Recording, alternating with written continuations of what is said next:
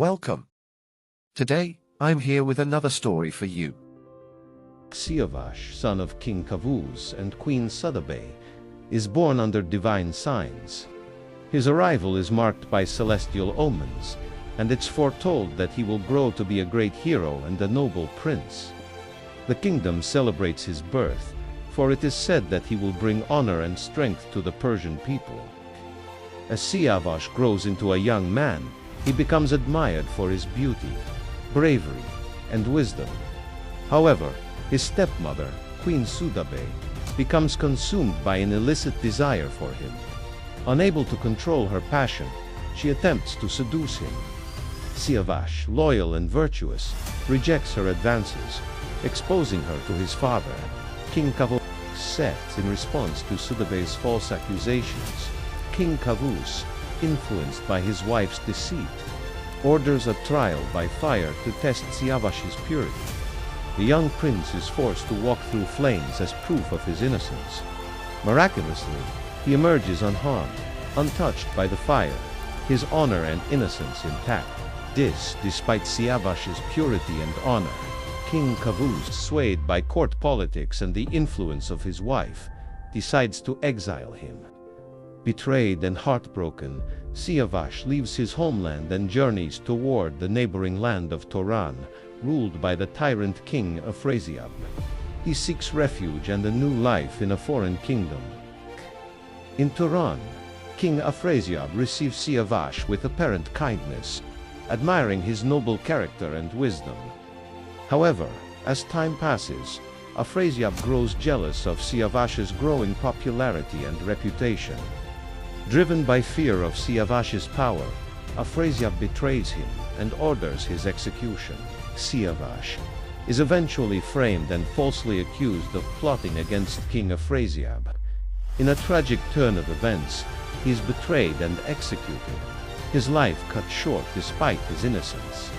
As he dies, his honor remains untouched, and his legacy becomes a symbol of virtue and sacrifice. Siavash's death leads to a great war between Persia and Turan.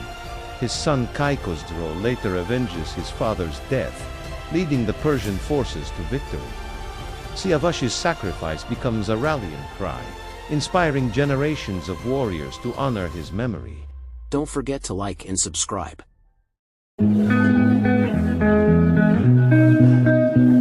அனைவருக்கும் வணக்கம். இன்று நம்ம ராமர் சீதையை தீயில் குதிக்க சொன்னாரா என்ற தலைப்பை பற்றி பார்க்கலாம். வால்மீகி ராமாயணத்துல எந்த ஒரு இடத்துலையும் ராமர் சீதையை தீயில் குதிக்க சொன்னதா வால்மீகி குறிப்பிட கிடையாது. மாறாக சீதையே முன்வந்து அக்னியில் புகுந்தாங்க. ஆதலால் தான் இதற்கு அக்னி பிரவேசம் என்ற பெயர் வழங்கலாயிற்று. அக்னி பிரவேசம் அப்படின்னா அக்னி என்றால் நெருப்புன்னு பொருள்படும். பிரவேசம் என்றால் உட்புகுதல் அப்படின்னு பொருள்படும். ஆகவே அக்னி பிரவேசம்னு சொல்லும்போது நெருப்பில் உள்புகுதல் அப்படின்னு நம்ம பொருள் கொள்ளலாம். வால்மீகி ராமாயணத்தில் அக்னி பிரவேச காட்சி அமைந்திருக்கு. ராமர் சீதையை தீயில் குதிக்க சொல்ல கிடையாது. இருந்த போதிலும் சீதையுடைய அக்னி பிரவேசம் இடம் பெற்றிருக்கு. ஏன் சீதை அக்னி பிரவேசம் செய்தாங்க அப்படின்னு நம்ம பார்க்கலாம். வால்மீகி ராமாயணத்தில் ராவண வதம் முடிந்ததும் ராமரும் சீதையும் ஒன்று சேரும் தருவாயில் இந்த அக்னி பிரவேச சம்பவம் நிகழ்ந்தது. குறிப்பாக வால்மீகி ராமாயணத்தின் யுத்த காண்டத்தின் 114 முதல் 118வது சர்க்கம் வரை இந்த சம்பவம் ஆழமாக கூறப்பட்டுள்ளது. ராவண வதம் முடிந்ததும் அசோகவனத்திலிருந்து சீதை வந்தாங்க. அப்போது சீதையை கண்ட ராமர் சீதையிடம் சில வார்த்தைகளை பேசினார். அதாவது சீதையை கண்டு ராமர் சொல்றாரு, நீ கலங்கமற்றவள் என நான் உறுதியாக நம்புகிறேன். நாம் இருவரும் பிரிந்திருந்தாலும் மனத்தால் ஒன்றிணைந்து உன்னை கலங்கப்படுத்த முயன்றவனின் எண்ணத்தை உன் தவ வலிமையாலும் என் திடபலத்தாலும் முறியடித்து விட்டோம். உன்னை நானும் என்னை நீயும் மீண்டும் வென்று விட்டோம். ஆனாலும் சிறுபுத்தி கொண்ட மனிதர்கள் உன்னை பற்றி அவதூறாக பேசுவார்கள். இத்தனை வீரம் பொருந்தியும் ஜனவாதத்தை முற்றிலும் ஒழிக்க என்னிடம் எந்த ஒரு சக்தியும் இன்றி உன் முன் நிற்கிறேன். ஜானகி, இங்கிருந்து வேறு இடத்திற்கு நீ சென்று விடு. எங்கு வேண்டுமானாலும் சென்று புதிய வாழ்க்கையை துவங்கிக்கொள் அப்படின்னு ராமர் சொல்றாரு. ஜனவாதம்னா அவதூறா பேசுறது மற்றும் புறம் பேசுறது. இவ்வாறு ஸ்ரீராமர் சீதையிடம் கூறுகிறார். தம் அன்பு கணவனை விட்டு பிரிந்து வேறு ஒரு இடத்திற்கு சென்று வேறு ஒரு புதிய வாழ்க்கையை துவங்கி வாழ வேண்டும் என்ற எண்ணம் சீதைக்கு சுத்தமா கிடையாது. அன்பு கணவனை விட்டு பிரிந்து வாழ விருப்பம் இல்லை என்ற எண்ணத்துல தம் உயிரை மாய்த்து கொள்ள அவங்க முடிவெடுக்கிறாங்க. அந்த ஒரு எண்ணத்துல தான் சீதை தீயில் பிரவேசித்தாங்க. தீயில் இறங்குவதற்கு முன்னர் சீதை ராமரிடம் பல கேள்விகளை எழுப்பியிருக்காங்க.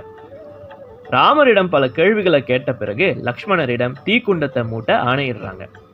முதல்ல லக்ஷ்மணன் தயங்குறாரு. லக்ஷ்மணன் ராமர் மீது கோபம் கொள்றாரு.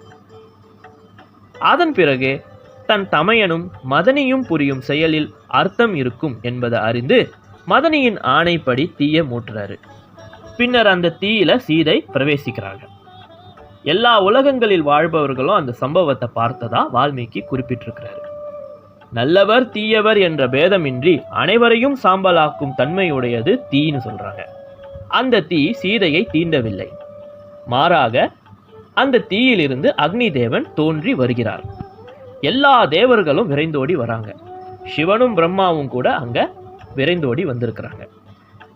அனைவரும் ராமரிடம் இங்கு நடக்கும் சம்பவம் மிகவும் தவறானது, தர்மத்திற்கு புறம்பானது என்று சாடி பேசுறாங்க.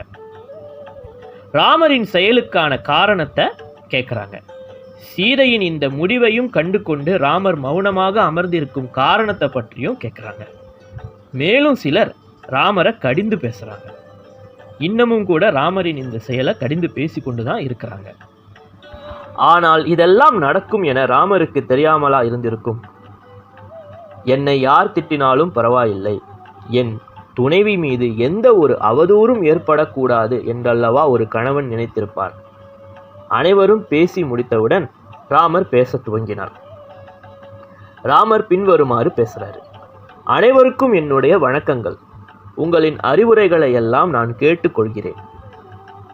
அதன்படி நிச்சயமாக நடந்து கொள்கிறேன். என் அன்பான மனைவியை பற்றி எனக்கு நன்றாக தெரியும். எவ்வாறு சூரியனுக்கு ஒளி வேறுபட்டது இல்லையோ அவ்வாறு சீதை எனக்கு வேறுபட்டவள் இல்லை. சீதையின்றி ஒளி நீங்கிய கதிரவன் நான். நான் எப்படி ஏகபத்னி விரதனோ அதே போல சீதையும் என்னை தவிர வேறொருவனை மனதாலும் நினையாதவள். ராவணனின் பிடியில் சிக்கியிருந்தும் அவனின் இச்சைக்கு என் புனிதமான மனைவி இசைந்து போகவில்லை. இந்த உண்மையை 3 உலகங்களுக்கும் பறைசாற்றவே இவ்வாறு நிகழ்ந்தது என ராமர் கூறுகிறார். சீதை தம் தவ வலிமையால் தம்மை தாமே பாதுகாத்து கொண்டார். யாராலும் சீதையின் புனிதத்தை களங்கப்படுத்த முடியவில்லை என்பதை நிரூபிக்கவே இந்த காட்சியை வால்மீகி தம்முடைய ராமாயணத்தில் சேர்த்திருக்கலாம். ஒரு பெண்ணுக்கு காவல் அவளுடைய விருத்தம், அதாவது ஒழுக்கம், தன்மை என பொருள் கொள்ளலாம். ஆதலால் தான் அசோக வனத்தில் பல அரக்கர்கள் மத்தியில் சிக்கியிருந்தும் சீதை தம்மை தாமே தற்காத்து கொண்டார். நல்லவர் தீயவர் என்ற பேதமின்றி அனைவரையும் சுட்டெரித்து சாம்பலாக்கும் தன்மையை கொண்ட நெருப்பு கூட சீதையை தீண்ட முடியவில்லை. அப்படி இருக்க தீய எண்ணங்களால் ஆட்கொள்ளப்பட்ட ராவணன் சீதையை என்ன செய்திருக்க முடியும் என்ற உண்மையை சாமானிய மனிதர்களும் புரிந்து கொள்ள வேண்டும் என்பதற்காக தான் வால்மீகி இந்த சம்பவத்தை தம்முடைய ராமாயணத்துல சேர்த்திருக்கிறாரு. இந்த அக்னி பிரவேச காட்சி முடிந்ததும் ராமரும் சீதையும் ஒன்றாக இணைந்து அவர்களுடைய நலன் விரும்பிகளோடு அயோத்திக்கு திரும்பி போகிறாங்க. அயோத்தியில ராமருடைய பட்டாபிஷேகம் நிகழ்கின்றது. ராமரும் சீதையும் பல ஆண்டுகள் மகிழ்ச்சியாக அயோத்தி நகரில் வாழ்ந்து வராங்க. அத்தோடு வால்மீகி ராமாயணம் முடிவு பெறுகின்றது. அதன் பிறகு கூறப்படுற ராமர் சீதையை காட்டுக்கு அனுப்பிய கதையெல்லாம் வால்மீகி ராமாயணத்துல கிடையாது.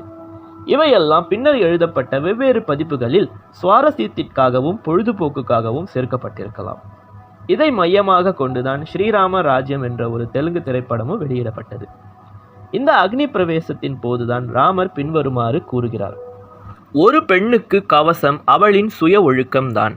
வீடுகளில் பூட்டி வைப்பதோ, சுவர்களுக்குள் அடைத்து வைப்பதோ, முக்காடுகளால் மூடி வைப்பதோ அல்லது மறைப்புகளுக்குள் ஒழித்து வைப்பதோ அவளுக்கு உண்மையான பாதுகாப்பை அளிக்கும் என கருதப்பட மாட்டாது என்று ஸ்ரீராமர் கூறுகிறார். இந்த கருத்து ராமாயணத்தின் யுத்த காண்டத்தின் 114வது சர்க்கத்தில் 27வது ஸ்லோகமாக அமைந்திருக்கு. புறம் பேசுதல், அவதூறு செய்தல், ஆதாரமின்றி ஒரு விஷயத்தை நம்புதல் மற்றும் ஆதாரமற்ற தகவல்களை பரிமாறுதல் போன்ற தீய கர்மங்களை தான் ஜனவாதம் என்று குறிப்பிடுறாங்க. இதையே திருவள்ளுவரும் புறங்கூறாமை என்ற அதிகாரத்தில் விளக்கியிருக்காரு.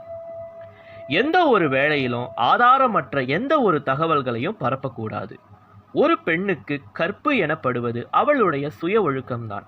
எவனோ ஒருவன் அவளை சம்மதமின்றி கட்டாயப்படுத்தி தீண்டுவதால் அவளுடைய கற்பு கலங்கப்படுவதில்லை. கணவனும் மனைவியும் ஒருவரை ஒருவர் புரிந்து கொண்டு செயல்பட வேண்டும்.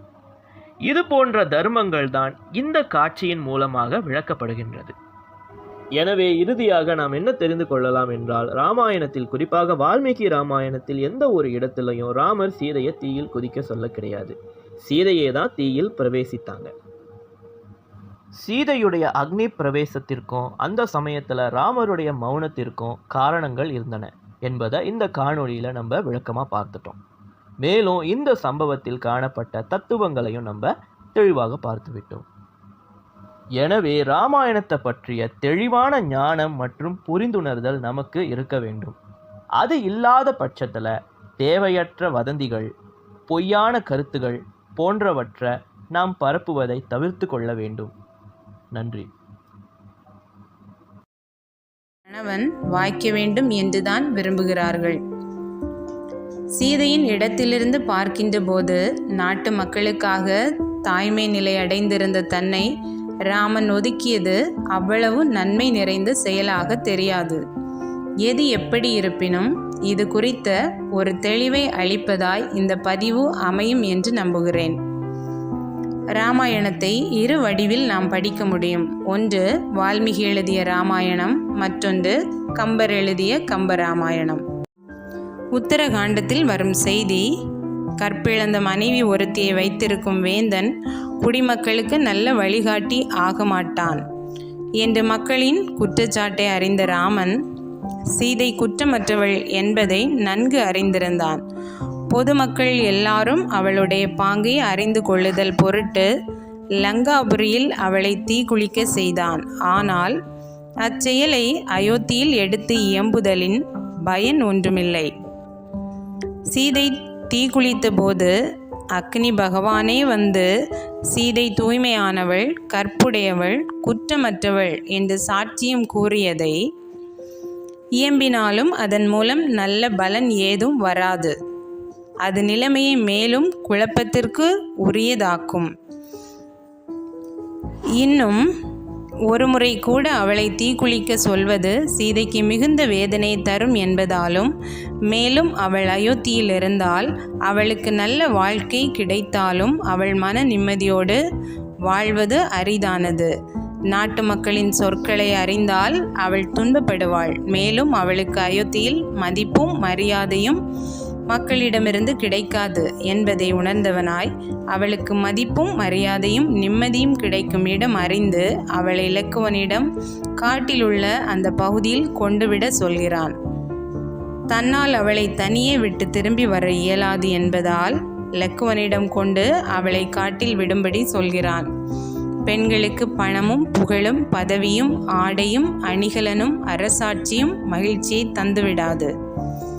அவளுக்கு கிடைக்கும் மதிப்பும் மரியாதையுமே மகிழ்ச்சியை தரும். எனவே நாட்டு மக்களின் அவதூறுகளை அவள் அறியா வண்ணம் மதிப்பும் மரியாதையும் நிறைந்த இடத்தில் அவளை பாதுகாத்தார் என்றே கருத வேண்டும். நாட்டு மக்களுக்கு நல்ல அரசனாக மட்டுமல்லாமல் தன் மனைவிக்கும் நல்ல கணவனாக ராமன் இருந்தார். இதையே சீதையும் பின்னாளில் அறிந்திருக்கக்கூடும். இந்நாளில் கூட பெண்கள் விரும்புவது சுயமரியாதையைத்தானே. அதை உணர்ந்தவன்தானே நல்ல கணவனாக இருக்க முடியும். அரசனாக இருந்தும் சீதையை தவிர வேறொரு பெண்ணை திருமணம் செய்யாமல் இருந்தது ஒருபுறம் இருந்தாலும், உள்ளன்போடு அதை தவிர வேறொரு பெண்ணை திருமணம் செய்யாமல் இருந்தது ஒருபுறம் இருந்தாலும், உள்ளன்போடு அவளை பாதுகாத்ததே உன்னதம்.